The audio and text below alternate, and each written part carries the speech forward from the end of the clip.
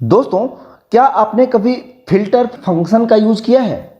हो सकता है आपका जवाब हाँ हो, क्योंकि आप हमेशा अपने डेटाबेस के ऊपर फिल्टर लगाकर डेटाबेस को विजुअलाइज करते रहते हैं। लेकिन ये फंक्शन नहीं है, ये एक टूल्स है।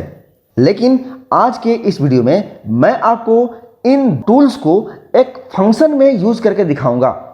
नमस्कार दोस्तों, मैं प्रेमकांत पांडे एक्सेल यूनिवर्स से आपका स्वागत करता हूं एक्सेल की इस वीडियो ट्यूटोरियल में। और आज के इस वीडियो में हम सीखेंगे एक्सेल के सबसे पावरफुल और मोस्ट यूजफुल फंक्शन फिल्टर के बारे में, और साथ में ये भी जानेंगे कि फिल्टर फंक्शन फिल्टर टूल्स से अलग कैसे है और इसके क्या फायदे हैं। तो बने रहिए इस वीडियो के अंत तक और आप सीख जाएंगे फिल्टर फंक्शन को अपने एक्सेल डेटाबेस में यूज करना। तो चलिए मैं आपको लेकर चलता हूं अपने एक्सेल वर्कशीट पे और सीखेंगे फिल्टर फंक्शन के बारे में।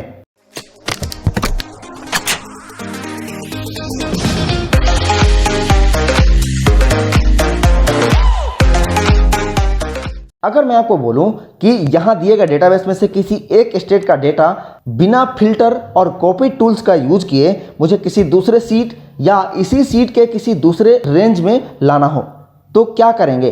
तो आज के इस वीडियो में मैं यही चीजें बताने वाला हूं। तो इसके लिए आपको इस वीडियो को पूरा अंत तक देखना होगा। सबसे पहले बात करते हैं फिल्टर फंक्शन की।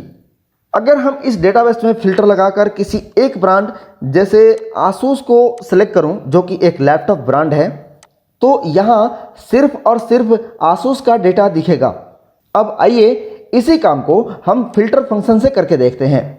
तो सबसे पहले हम इस डेटाबेस के हेडर को कॉपी करके इसी सीट में यहां पे रख लेते हैं और यहां नीचे लिखेंगे इक्वल टू फिल्टर, कंट्रोल और ए शॉर्टकट की प्रेस करेंगे फंक्शन आर्गुमेंट लाने के लिए। तो यहां इस फंक्शन के सिंटैक्स को समझिए।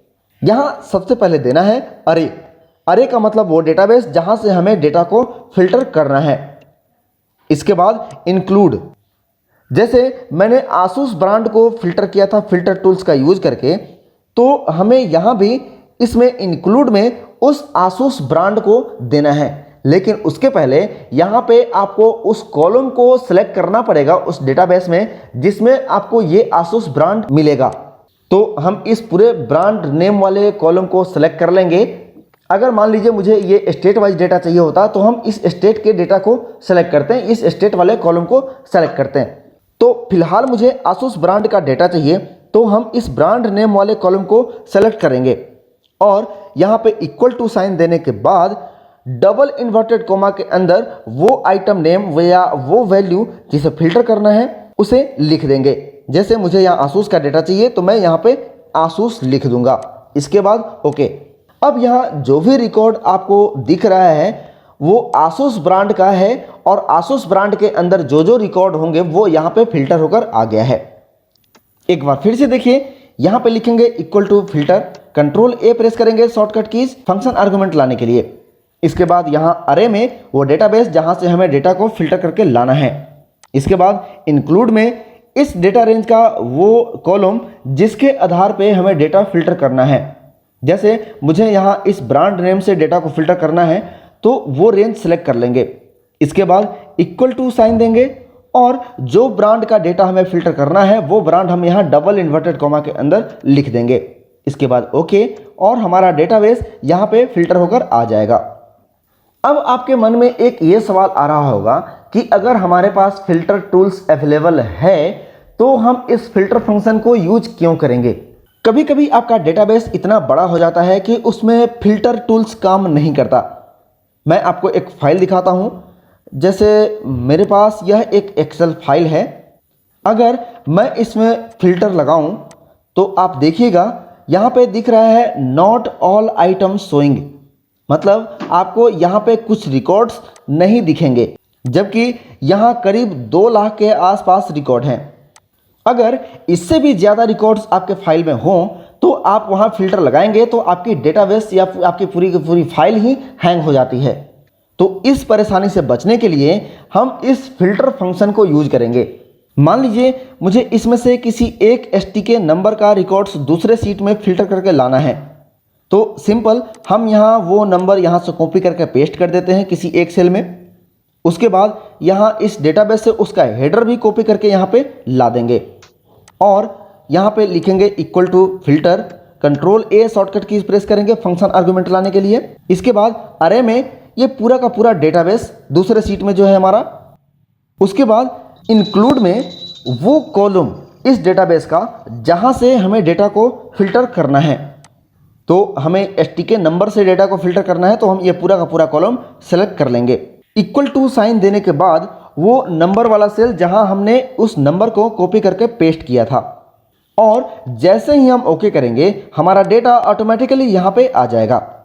अगर मैं यहाँ नंबर चेंज कर दूं तो उस नंबर का डेटा यहाँ पे डिस्प्ले होगा। अगर वो नंबर नहीं मिलेगा तो यहाँ एरर आएगा। तो आप उस एरर को भी यहाँ इसी फंक्शन में हैंडल कर सकते हैं।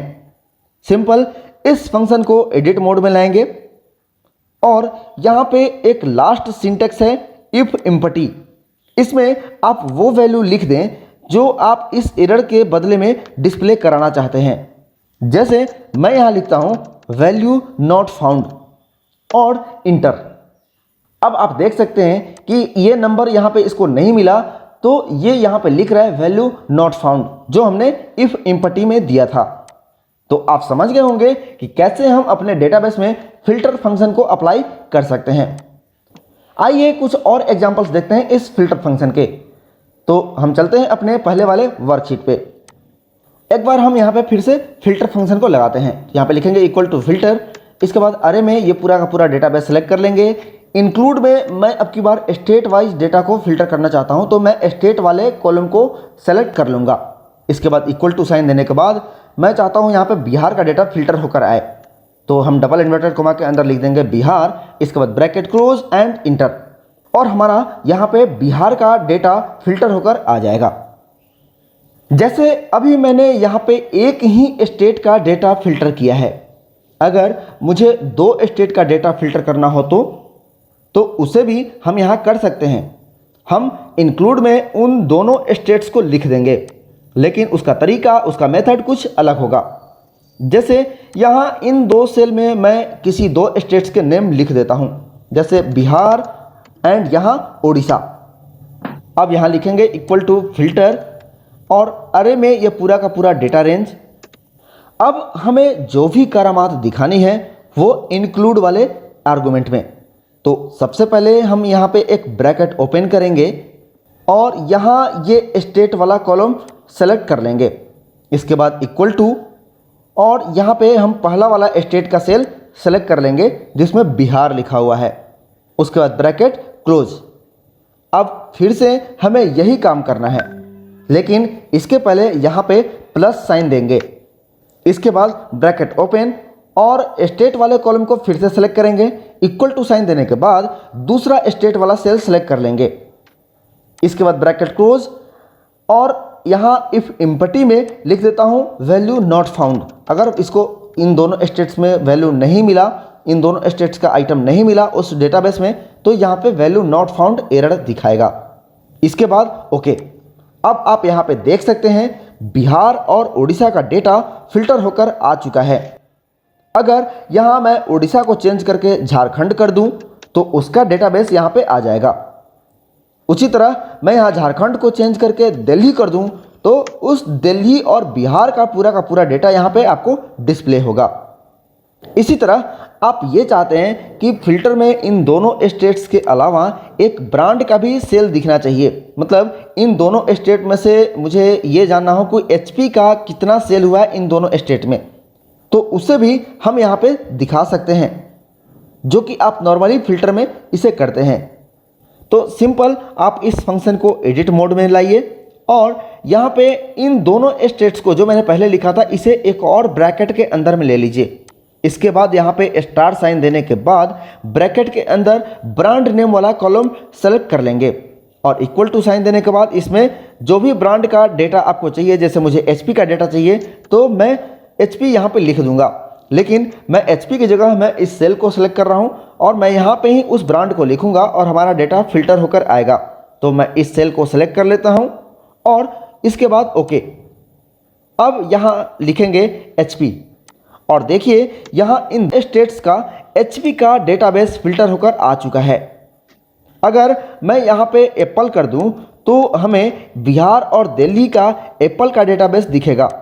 अब अगर आपको ये चाहिए कि यहाँ एप्पल ब्रांड वाले स्टेट नेम के साथ साथ बिहार और दिल्ली में बिकने वाले ब्रांड के नेम आ जाए, तो सिंपल यहाँ स्टार साइन की जगह प्लस कर दीजिए और आपको बिहार और दिल्ली स्टेट के साथ साथ एप्पल ब्रांड कौन कौन से स्टेट में है उसका डेटा फिल्टर होकर आ जाएगा।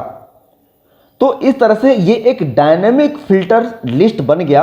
अगर आप कोई भी स्टेट यहाँ पे चेंज करेंगे तो उसके हिसाब से आपका डेटा यहाँ पे फिल्टराइज होकर आ जाएगा। वैसे ही अगर आप यहाँ पे कोई भी ब्रांड चेंज करेंगे तो उसके हिसाब से आपका डेटाबेस फिल्टर होगा। तो इस तरीके से आप अपने डेटाबेस में फिल्टर फंक्शन को यूज कर सकते हैं। अगर एक तरीके से देखें तो आप इस फंक्शन का यूज करके अपने डेटा को लुकअप कर सकते हैं।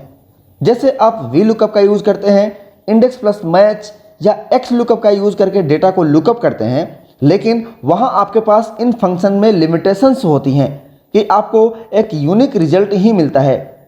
अब जैसे यहाँ ही देख लीजिए, अगर मुझे इस डेटाबेस से आंध्र प्रदेश का डेटा लाना हो लुकअप करके तो क्या पॉसिबल है? किसी एक फंक्शन से तो आप नहीं ला सकते, लेकिन आप इस फिल्टर फंक्शन का यूज करके जो भी डेटा चाहिए आसानी से फिल्टराइज कर सकते हैं, किसी और जगह पे डिस्प्ले करा सकते हैं।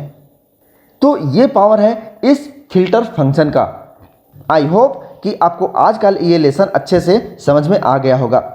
अगर आपके कोई सवाल या सुझाव हो तो मुझे कमेंट सेक्शन में बताएं। तो आज के लिए बस इतना ही, मिलते हैं नेक्स्ट वीडियो में यूनिक फंक्शन को लेकर। तब तक के लिए नमस्कार।